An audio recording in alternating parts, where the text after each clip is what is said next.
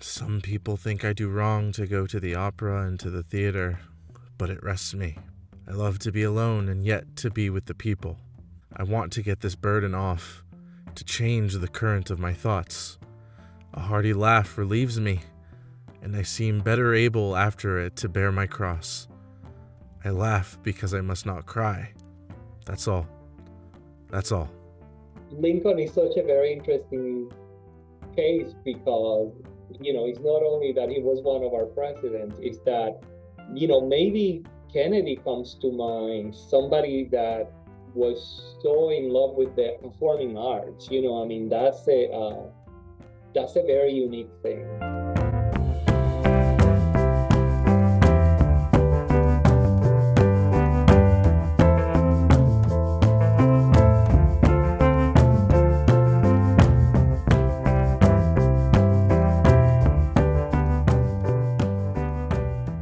In the first video of this two-part series, which you should definitely watch first if you haven't, we discussed the history of Ford's Theater under its founding executive director, Frankie Hewitt, and its transformation from performance venue to warehouse to museum to reconstructed roadhouse and back to fully functioning theater again. In part 2, we're talking about the Ford's Theater of today, what it aims to do, how it aims to do it, and the unique challenges of staging plays in a national historic site. But before we get super deep into that, let's establish what Ford's Theater looks like in the 21st century. After Hewitt's passing in 2003, Ford's Theater Society, the nonprofit that runs the theater company within the National Park Service building, selected Paul Tatro, at the time managing director for Houston's Alley Theater, to take over leadership. I tell people that I came here as a theatrical manager, and over the last 10 years I've become one of the foremost scholars on Abraham Lincoln. So I didn't plan on that, but that's the way it happens. Under Tatro, the company has pivoted away from the roadhouse style of programming, with fewer solo performances and a more traditional season structure. Ford's produces 4 shows annually, typically an American classic, a new work, a spring musical, and their holiday production of A Christmas Carol. As mentioned in Part 1, Ford's Theater maintains a connection to the Black arts movement, staging both new and classical works written by Black writers, including Grace, The Wiz, Fly, Black Pearl Sings, and this past spring's regional premiere of Shout Sister Shout. In addition to main stage shows, Ford's also hosts a variety of educational programs, including both in-person and virtual field trips of the building, workshops within schools to connect the company's main stage programming to history, a year-long series of classes and workshops in public speaking that culminate in the annual Oratory Festival, and pages of resources for educators on how to teach students about Lincoln and the assassination. Ford's also utilizes its theatrical resources within its education work. The History on Foot tours that tell the story of the assassination through a walking tour led by historical figures James McDevitt and Elizabeth Keckley, and One Destiny, a 40-minute two-person play about the assassination which initially toured to schools before being staged several times at Ford's itself, and continues to perform today. The biggest renovation in Ford's Theater's modern history, that is to say since the reconstruction of the theater in the 1960s, began in 2007. The basement museum was fully overhauled, the lobby was moved into the adjoining building on the north side of the theater, both buildings were made fully ADA compliant after decades of arguments about historical inaccuracy, and the dreaded pine wood chairs were finally replaced with standard theater seating. The renovated theater reopened on the day before Lincoln's 200th birthday, February 11, 2009. In a ceremony that featured a speech from fellow Illinois politician and recently inaugurated president, Barack Obama. Because Lincoln himself was a great admirer of the arts. It's said he could even quote portions of Hamlet and Macbeth by heart, as we've seen here this evening. This was the version of Ford's Theater that I saw for the first time when I visited in March 2017. A location that was indelibly a modern theater space, but with the veneer of authenticity and the weight of history clearly present throughout. The faded box remains visible, containing all the original furniture, except Lincoln's rocking chair, which the Henry Ford Museum in Michigan staunchly refuses to lend out, though guests are not permitted to enter. However, when I visited, I was unable to attend a performance at Ford's. The company's upcoming production of Ragtime was still in rehearsals, so I only saw the museum and walked through the empty theater. When I got the idea that Ford's Theater might make a good video essay, I quickly realized that it was going to be difficult to comment on the nature of performances in the space without having actually seen anything perform there. Does a play take on a different special aura when it's performed in the space where Lincoln was shot? I couldn't say. There was only one thing to do. Wait until my friend from college got married in DC this past May.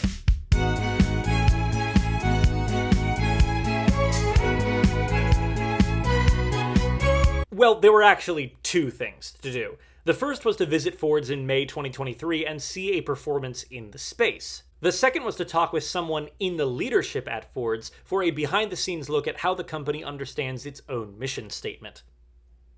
I'm José Carrasquillo. I pronounce he, him. I'm the director of artistic programming here at Ford's, and I have been with the theater 5 years. Done and done.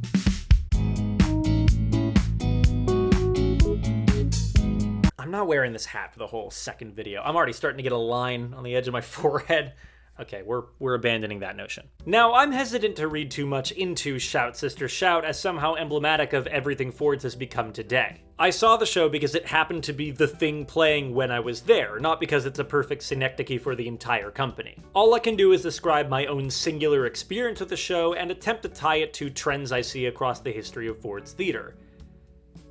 That said, that was much easier to do than I anticipated. Shout Sister Shout is a biomusical by Cheryl L. West, featuring the songs and the life story of Sister Rosetta Tharpe, a musician whose trailblazing compositions and performances throughout the 1930s and 40s laid the groundwork for rock and roll in the 50s. The show fits nicely into various trends from Ford's production history, a focus on historical figures, an upholding of black artists, a commitment to living American writers, a piece that walks the line between being honest about American history while still aiming to be uplifting by the end. Going into the show, my central question was how the theater itself would shape my impression of the story. Does its historical significance fade into the background during the performance?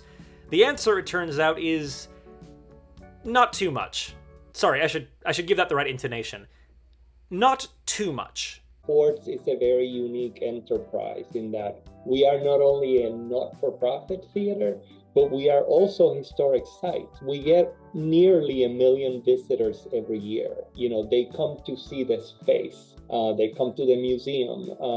When you're in that space doing it, or when something happens politically in our country that changes everything, things all of a sudden you see them through a different prism. There are certainly moments in the story that felt heightened by this space, inadvertently reframed as consequences of the American experiment. Many themes the script touches on, the tensions between faith and popular culture, the hidden in plain sight queer narratives, the prioritization of black art over black bodies, are the offshoots of larger social trends. Trends that, naturally, can be traced back to the Civil War, and, I suppose, to the legacy of Abraham Lincoln himself. And to be clear, these are connections that are heightened by the show's presence at Ford's, not created by it. I'm sure audiences who saw Shout Sister Shout in its 2017 world premiere at Pasadena Playhouse, or its 2019 run at Seattle Rep, were aware of its connections to history. It's just a different experience when the box where Lincoln was shot is right there. The comparison that kept coming up for me, and really the only other theater space I could find in conversation with history in the same way, was Shakespeare's Globe in London. Like Ford's Theatre, the building isn't the actual one from the 1600s, being rebuilt in 1997, and unlike Ford's, isn't even on the exact spot where the old theatre stood. But it similarly resists being a neutral location. Anything that performs there, be it Shakespeare's own plays or modern pieces, takes on a sort of additional dramatic frisson by association with the history alluded to. You can forget about it in the moment as the play is happening, but it's an undeniable part of the experience. The difference being, of course, that the Globe was not rebuilt to memorialize the fire that burned it down in 1613, nor are there many plays about the Globe that center on the fire. I can't tell you how many people in the streets write to us like, hey, I have a great show to do at Ford Theater. You should do Assassins, you know, and if I had a dime for every person, do we really have to do that piece in our theater? I don't have the answer to that, but you know, it's again, it will focus on booth, and because that particular box is in our theater, I mean, I don't know what that would do. As much as Ford's is committed to exploring the Lincoln legacy, there are some unspoken limits on what they can do. Ever since Secretary Udall approved Hewitt's plans, the fear with theatrical performances in the space is that they would somehow denigrate the solemnity of the building. Ford's has always rejected calls to reenact the Lincoln assassination in the space, which arguably rules assassins out since it happens at the end of the opening number. Excuse me. They also have a ban on ever performing Our American Cousin, which makes sense. What do you do after that moment? In general, Ford's has a tendency to let the building speak for itself, avoiding plays that draw undue attention to the space. A rare exception to this is One Destiny, which takes place in theater, though it certainly has the goal of honoring the space as much as Lincoln and doesn't feel inappropriate. The issue for Ford's, however, is that the line between a piece that is heightened by the space and a piece that is abrading the space can be really, really thin. I went into this interview wanting to ask José Carrasquillo about two specific scripts. One of them was Assassins, and the other one was Top Dog Underdog, Susan Laurie Parks' Pulitzer Prize winner about black brothers named Lincoln and Booth. As it turns out, he and Techo have already discussed the play, 2 weeks after he was hired in 2018. What came out of his mouth was like, I want you to know that I want to do that show more than anything, with the understanding that if we do the next day, you and I will be in the unemployment office, you understand? I went, there's some things that is worth going to the unemployment office for, so let's think about doing that show at some point in our lives. We're not told we can't do that, except for some of the things that if we do them, we really need to understand where we're stepping or why we're stepping into this landmine. And it's only because of who we are. We are Fords, and we are connected to Congress and the White House, and and all of that. And we've done really difficult pieces in the past, or pieces that Congress may not have loved, but we did them anyways. Yeah. Unlike the Globe, which was built to honor the legacy of a playwright and whose plays make up the bedrock of their programming, Ford's Theater is in the unique position of using theater to honor a person who, well, certainly attended the theater, but who didn't participate in creating it. Most audiences coming to Ford's attend to see the space, but there's not much of a call to see plays about the assassination. And while Ford's does program the occasional play about Lincoln, there's a recognition that some stories just shouldn't be told in this space. Shout Sister Shout, meanwhile, engages with the space in the way Ford's is aiming for, enhanced in certain ways by its setting, but never to the point that it takes the audience's mind off the story being told. You may occasionally remember you're in that theater, but for the most part, you're in a theater, until the lights come up. But it's easy to debate the appropriateness of a play that is too close to the Lincoln assassination. I'm more interested in the question of plays that are too far from the Lincoln assassination. Are there pieces that are inappropriate for performance at Ford's because they have nothing to do with Lincoln at all? Is there a fear that a company founded to honor the Lincoln legacy is straying too far from its mission statement by programming Little Shop of Horrors next season? Well, to that I say, what is Ford's Theater's mission statement? And more broadly, what does a mission statement do?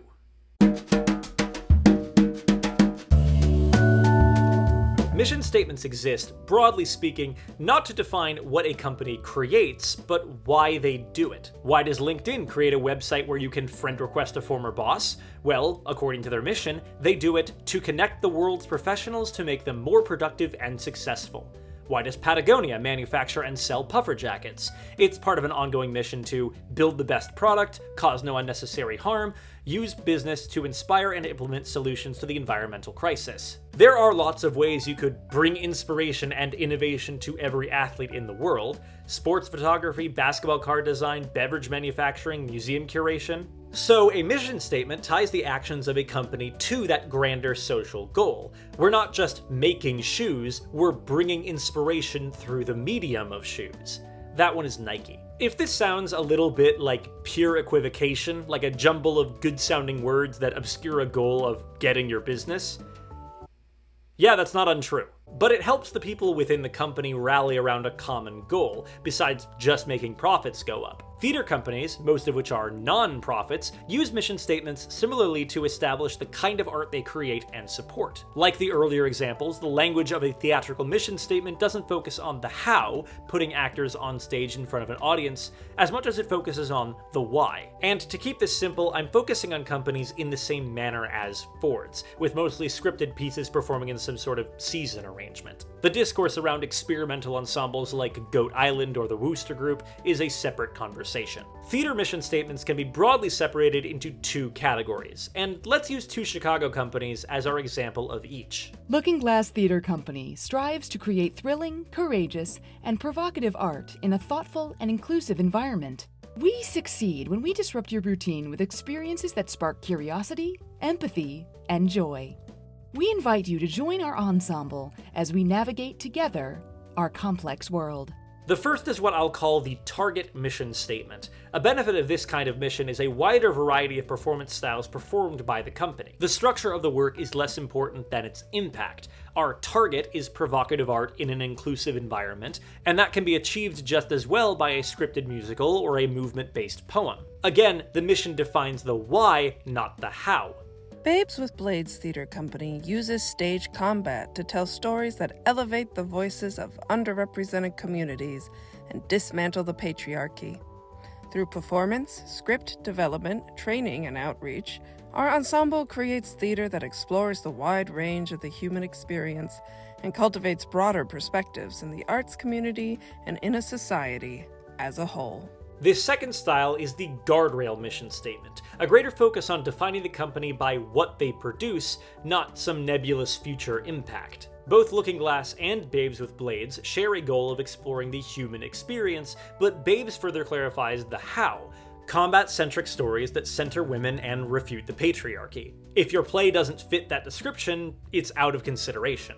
A guardrail mission statement may sound more limiting than a target mission statement, but in reality, many guardrail companies arise from the self-imposed limits of the target companies. For example, Steppenwolf Theater Company also has a target mission statement, but the types of plays they produce are markedly different from those produced by Looking Glass.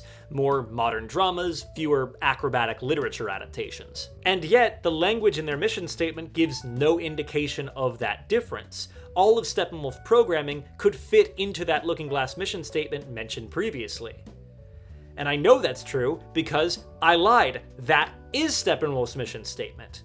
Because one other quirk of target mission statements is that they're often vague enough that they all sound similar. To speak in acting class terminology, Looking Glass and Steppenwolf have similar objectives with their art, but employ different tactics to reach them. But a target mission statement is only concerned with objectives, so they end up overlapping. Each company's output isn't defined by its mission so much as by its leadership. It's how they understand the target and the kind of work they want to do to get there. Guardrail mission statements often arise from tactics that other companies haven't employed enough. Sure, a femme-led combat-centric production of Othello would certainly fulfill Chicago Shakespeare Theater's mission statement, but so would a masculine dance-focused one, if that's what the leadership wants to do. So guardrail companies can be seen as a redress of balances. Despite the fact your mission statement could support this work, your leadership hasn't, and so we've made a home for it here. You see guardrail mission statements on companies that focus on a particular medium of performance, companies that produce only musical theater, or only children's theater, or only new plays.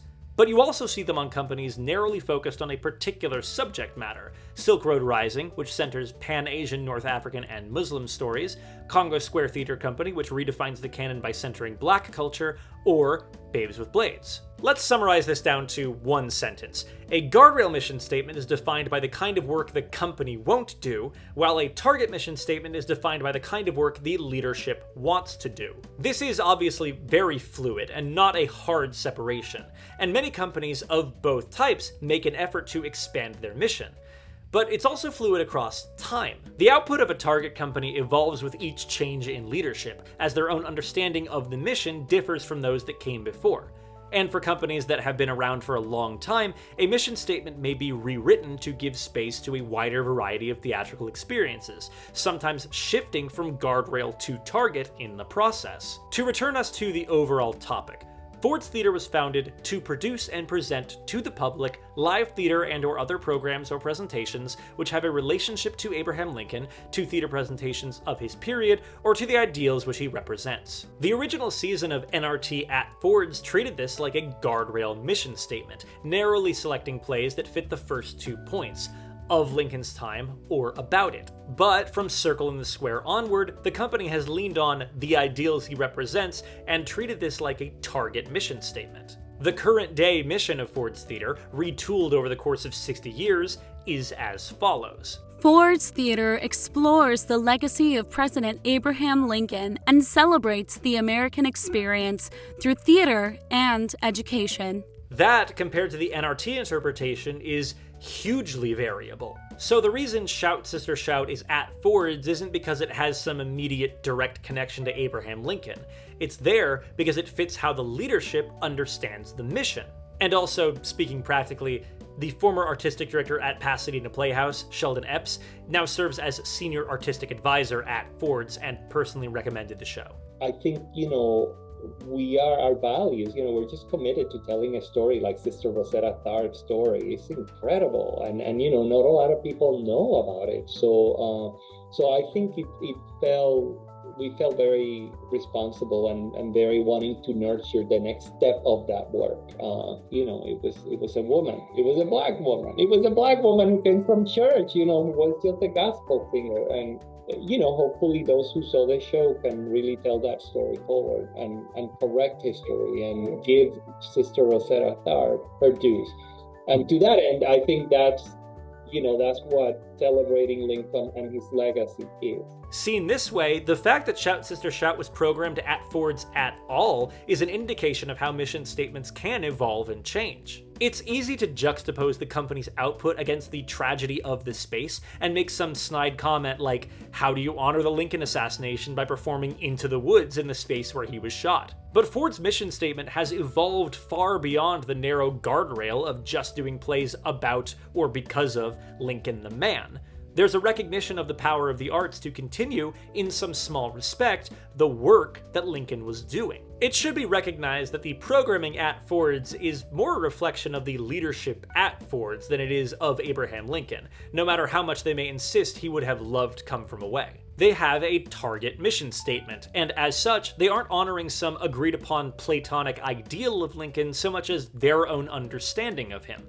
The company has evolved quite a bit, and will continue to evolve in the future, on how best to honor his legacy. Ultimately, the bans on Our American Cousin and Assassins are outliers. Nearly anything can be performed at Ford's because the mission statement doesn't define how to honor his legacy. It says why they're doing it. But then, let's ask the really big question. Now that we understand why they're honoring his legacy, why do so through theater? As mentioned, Ford's Theater's education efforts go far beyond its main stage season and include programming within schools, touring to schools, and things like Walking with History. But the concept of education more broadly kept coming up in my research. In my interview with Carrasquillo, and in Frankie Hewitt's own statements about the importance of cultivating a younger audience at Ford's, as early as the 1970s. But in drawing a direct parallel from Will Rogers' USA to Shout Sister Shout, we risk conflating the terms history and education. Because how the two pieces utilize history is not the same. It's the difference between glorifying and confronting history, between celebrating America and teaching about it. And while Hewitt herself was notably quiet about her artistic intentions, her preference within that dichotomy was quite clear. I felt it was important to move beyond the tragedy, to reclaim the theater as a national treasure, to transform it into a celebration of America's cultural heritage. I'm open to plays that have a refreshing quality. I won't do a lot of beat-down plays. I don't like those kind of people. I don't have that view of life. And in 1979, her assistant made the point even more bluntly. We don't tend to get into shows that make statements. Being a national institution, you can't afford to make statements about anything. But as for Ford's Theater today, the pendulum appears to have swung. Any performing arts, whether it's dance, music, theater, poetry, slam poetry, spoken word, when you perform it in front of an audience, that's a political act. It doesn't matter if it's theater for young adults, it's just a political act. It doesn't have to be politically messaged, but the fact that you come together with a group of people to say, here's a story, we're storytellers, and we're going to tell you this story, that's a political act. You know, Lincoln was killed because there were people in this country that were trying to sustain an economic system that enslaved people. You know, we don't whitewash that or color that in any other way or form. You know, we come from a reality of facts that cannot be denied. Yes, Ford's Theater has always had education at its forefront, but the kind of education that Ford's Theater prioritizes today isn't the same kind that Hewitt fostered. The kind that presented solo plays about great Americans that let audiences bask in their greatness uncritically. I'm certain that Roy Dotrice attempted to humanize the president during his 1980 performance of Mr. Lincoln, but Ford's under Hewitt was unwilling to go as far as Ford's under Tatro, who in 2012 commissioned the play Necessary Sacrifices, which presented Lincoln on stage with Frederick Douglass and was more honest about Lincoln's perspectives on slavery, what was politically feasible, what Lincoln personally believed in, and how he evolved on the issue over time. For example, the following are both real Lincoln quotes. I say that we must not interfere with the institution of slavery in the states where it exists, because the Constitution forbids it, and the general welfare does not require us to do so. I think slavery is wrong, morally and politically. I desire that it should be no further spread in these United States, and I should not object if it should gradually terminate in the whole Union. And hey, that shows some evolution over time, a quote from before his presidency and a quote from during it. Except it doesn't. I lied again. Both quotes are from before his presidency. In fact, both those quotes are from the same speech from September 1859. The truth is that Lincoln as a person was inconstant and changing. He was human. He had conflicting opinions and moral gray areas that we all have to wrestle with while honoring him. And to the credit of Carrasquillo and Ford's Theater, they appear to be embracing that. I think there is a never-ending hunger and capacity for wanting to learn more about Lincoln and his legacy, and we're not trying to make him a saint here. We actually say that, you know, this was a person like any of us, with flaws, and you know, he was passionate about a lot of things, but it's actually interesting to see how his perspective changed on a lot of things. And you know, and we want to have those discussions today because he was not perfect. To summarize that point, the intention of Ford's Theater is to explore all shades of the legacy of Abraham Lincoln, not to put him up on a pedestal. Which is where I think Ford's Theater ends up making a statement, intentionally or not, because even if they're not trying to put him on a pedestal, plenty of people are. In fact, he's already on a pedestal, only a 30-minute walk away.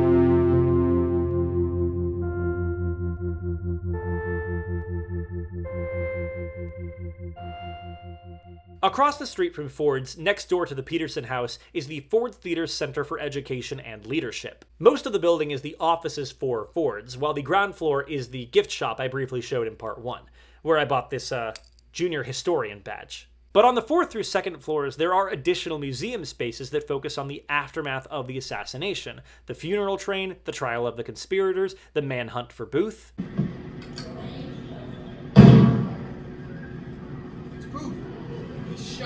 But it's a panel on the 3rd floor titled "Which Lincoln is Our Lincoln" that, to me, seems to be where the National Historic Site says the quiet part out loud. I do not know which party Lincoln would belong to if he were alive. His sympathies and his motives of championship of humanity itself have made him for all centuries to come the legitimate property of all parties. I made a list of all the Lincolns: the great emancipator, the white supremacist, the warrior, the peacemaker, the gay man, the lover of Anne, the atheist, the saint. The mission of Ford's Theater is to explore the legacy of Abraham Lincoln, but I have to ask, which one? 158 years after his death, Abraham Lincoln's legacy isn't one particular thing. The Lincoln legacy is kind of everything. When these surveys are conducted, Lincoln still rates as the number one. People believe he's the best president we ever had. And, I'm intrigued. My question is, why? I want to know every person to tell me why they think that is. You can find footage of politicians from both major political parties quoting Lincoln in their speeches to support completely opposite policies. Lincoln can be a symbol of progressive compromises and of shrewd political pragmatism. He's the person who ended slavery out of a hatred for the institution, and the person who sacrificed his own prejudices to keep the country together. He can be a president bending the long arc of history towards justice, or someone pushed towards justice by the arc of history itself. As another quote on that panel states, "He is the hero we have created to suit everyone." As Ford's Theater said, they aren't interested in presenting Lincoln as untouchable, a far cry from the Lincoln Memorial, where he's literally untouchable. But what it means to actually humanize Lincoln has also shifted. The 1980 production of Mr. Lincoln certainly showed him as fallible, but it did little to break down the great man myth that had already grown around Lincoln in the century since his passing. It was, practically speaking, the theatrical equivalent of the Lincoln Memorial, presenting a vision of Lincoln for audiences to look up to and agree that he was great. Compare that with one of the potential play commissions that Carrasquillo mentioned in my interview. We started dialogue with Larissa Fastforth, and from the perspective of the nations, Lincoln's legacy on that community is devastating. We went back collectively to her and say, okay, tell that story. If that is a story that you feel passionate about and it's a story that needs to be told, what better forum than to have it on our stage? Then historically, you begin to read and you go like, oh my dear God, our government assassinated thousands of Native Americans. We don't want to bury that, because I think we do a disfavor if we do to Lincoln's legacy and to his person. I want to hold that quote up to the light. I need to make sure people understand it. This member of the Ford's Theater leadership would consider it a disfavor to Lincoln's legacy to bury the devastating treatment of Native Americans under his presidency. That's an incredible statement. It's also one that I happen to agree with. Exploring Lincoln's legacy in all its facets means showing all sides of him. The great man version of Lincoln, the one sitting at the end of the reflecting pool, is only one version of who he was, one vision of his presidency that other facts may cut against. And it's important for students of history, young and old, to learn about that. At least, that's what I think. That's what Ford's Theater thinks. But there are a lot of people, who feel that it's important for Americans to know one, and only one, version of history. Because most American people do not want to think badly of this country. Most American people rightly want to think very well of this country because they should think well of it. They should think well of the Founding Fathers. They should think well of the Constitution. Because if you can tear out root and branch the pillars and the foundation on which this country was founded and the great people who've built it along the way, then you can really change it into anything you want and something that they did not intend it to be. My fear is that as contemporary mores and values and who's in and who's out change, will continually be erasing. History will have to be written in pencil rather than in ink, and I don't think that gets anyone anywhere. I'm using Thomas Jefferson as the example here because the public perception of him has slipped a lot more in recent years, resulting in that kind of explosive interview clip defending him. But rest assured, the point stands for Lincoln just the same. Just because he was anti-slavery doesn't mean he was pro-black.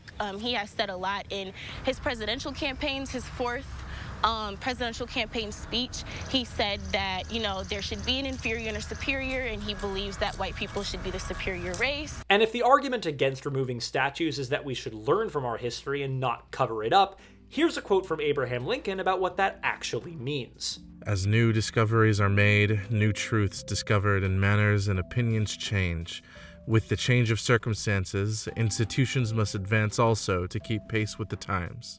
We might as well require a man to wear still the coat which fitted him when a boy, as civilized society to remain ever under the regiment of their barbarous ancestors. Oh, did I say that quote was from Lincoln? Because I lied a third time. It's from Thomas Jefferson. It's literally on the wall of the Jefferson Memorial, which is, incidentally, currently undergoing a massive renovation in order to recontextualize the 19-foot-tall statue of a slave owner in the center of the rotunda. Because monuments, by design, only present one side of a person, one version of how they should be viewed. And both the Jefferson and Lincoln memorials trend towards the narrative of the great man, the untouchable person who was innately good and should be admired uncritically. They should think well of the Founding Fathers. They should think well of the Constitution. And it should be seen as a disgrace that you see Thomas Jefferson crated up, boarded up, hauled out the back door. That is a disgrace. To bring in the language of the arts, a statue of Abraham Lincoln is a static representation of him, and it presents, unavoidably, a static version of history. That's what people are actually worried about when they say that removing statues means erasing history. That by acknowledging all the Lincolns, the abolitionist and the supremacist and the tactician and the neophyte and the man caught in the tangle of history all in one human body, then we erase that static notion of the great man. The uncomplicated vision of the unequivocally good person who sits beyond criticism, and in whose monument, to quote the text above his head, the memory of Abraham Lincoln is enshrined forever. Because the way we teach our history must be ever-evolving and subject to criticism. Statues are static works of art, and history must remain dynamic. But theater isn't static. Theater, like history, must be dynamic.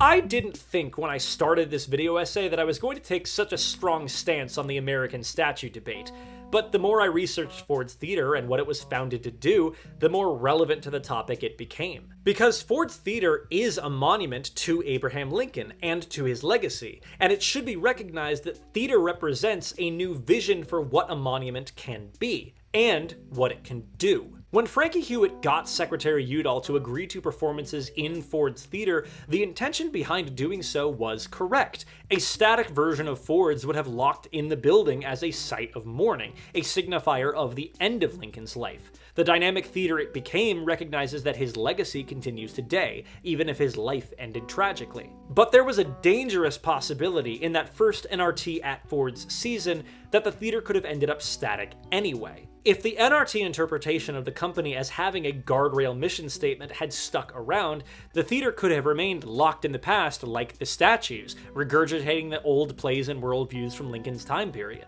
But the takeover by Circle in the Square and later by Hewitt broadened the mission beyond recitations of history, beyond the great man myth, beyond the notion of Ford's as a living mausoleum. Earl Arnett, writing in the Baltimore Sun 4 months before the building actually reopened, praised the theater in terms that should terrify any student of history. Ford's Theater in Washington is a place where men have captured the beast, time, and held it for display in a historic cage. Instead, Ford's has become a place where the leadership are constantly investigating history and showcasing how the past trickles down to the present. There's another play I asked José Carrasquillo about, but it didn't have anything to do with Lincoln. It had to do with the theater itself. The play that would have performed on the day after Lincoln was shot, Jenny Gordet's benefit performance from Part 1, was Dion Boucicault's The Octoroon or Life in Louisiana, a minstrel comedy in blackface. That play would later get absolutely decimated by Brandon Jacobs Jenkins in his 2014 play, An Octoroon. That play had a similar goal of not erasing history, but of presenting it and forcing the audience to actually reckon with it. I would say that Ford's Theater should absolutely produce An Octoroon, and Carrasquillo believes it would fit the mission. if it hadn't had its DC premiere at Woolly Mammoth in 2016. But in the future, then again, if we're talking about Ford's Theatre producing a play that is the actual opposite of Dion Boucicault's The Octoroon, I would imagine a play that centers black voices, that uncovers black history that's been disregarded, that fills the audience with joy rather than discomfort, that asks us to learn about the past with honesty rather than veneration, and that is on the cutting edge of today's theater trends rather than those of the past. If only there was a play that was all of those things. Oh wait, there is. It's Shout Sister Shout. Like I said, I'm not trying to make Shout Sister Shout into the symbol for all programming at Ford's, it just makes a really good example. Shout is also evidence of a shift in which historical figures appear on the Ford's stage. In the first 10 years after Hewitt became executive producer at Ford's, the company produced 12 plays or musicals about historical figures, 9 solo performances, plus 3 with larger casts. Not only were 3/4 of these performances centered on white men, but 12 out of 12 centered on people who were already famous, who audiences would know about. Presenting their stories is a form of education, yes, and it's a form of marketing. People came to Ford's because the story centered on someone they already knew, a trend that continues even today. I'm always surprised at the level of interest when the stories that we choose to program are connected to a president or to Lincoln specifically. I mean, like, huge.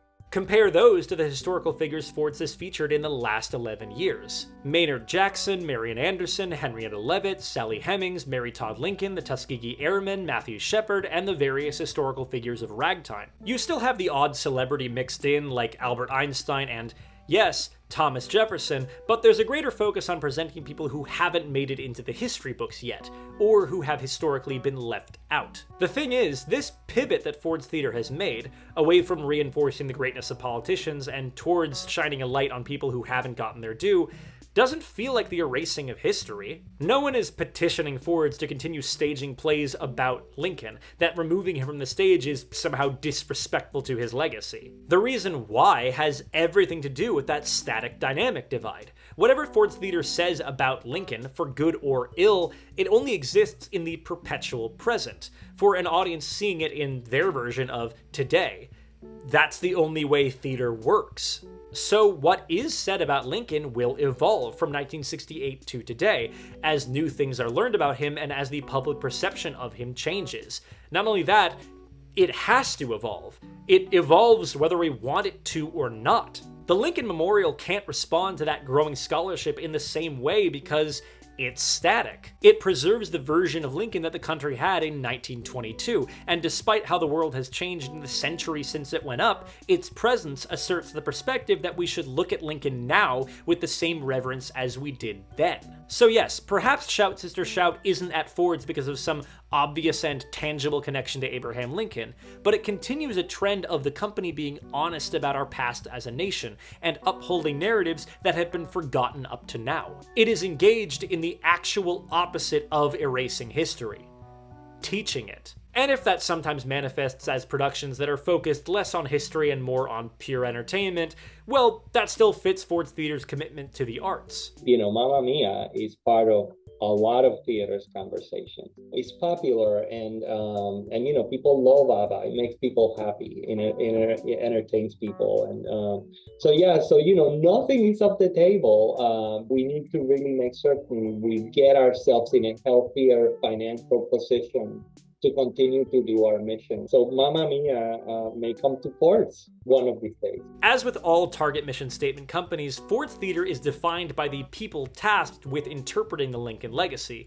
whoever they are. We're lucky that today it's being run by a staff committed to an honest and expanding definition of history, as it could just as easily be a team dedicated to reinforcing the great man myth in the future. And for what it's worth, I did discover one shade of Lincoln not currently being explored. Remember that Henry Louis Gates Jr. quote from Part 4? One final time, I lied. Here is the full quote that was read aloud before. Now here's the version Ford's put on that panel. So they're not perfect. There's much to be learned from the long, tumultuous history of Ford's Theatre. For one, the notion that theater as a practice is a much better way of memorializing history than a statue is. So Maybe replace all the Confederate statues with storefront theater companies, just a suggestion. But if there's a parallel I want to leave people with at the end of this two-part journey of a video essay, it's this. Scholars will debate forever what Lincoln's motivations were as he signed the Emancipation Proclamation and fought to keep the Union intact. Was he actually committed to the freedom of Black Americans, or was it a political tool to win the war? How did his perspectives on emancipation evolve from his days in the State Senate to his time in the White House? What would he have done if he had lived to enact Reconstruction himself? Without being able to get into his head and poke around, we're left with only his actions, the things he did as president, and the impact of those actions on the world we inhabit today. In a similar vein, I cannot tell you why Frankie Hewitt gunned so hard to have plays at Ford's. I don't know what was on her mind as she programmed her seasons, or what kind of education curriculum she would have preferred the company stick to, or what she would think of Ford's Theater commissioning that play from Larissa Fasthorse. We are left only with actions. The theater was rebuilt, and a company still exists today to produce plays there. And the work they produce is rooted in advancing the mission of an honest depiction of history, a multifaceted view of Abraham Lincoln's legacy, and the entertainment of thousands of audience members every year. You know, in terms of creating a space in which anyone, regardless of who they are or their political beliefs, they feel welcome, and you know that's a different thing, and we hope to preserve that. However, the stories we choose to tell in that space may not necessarily please everyone.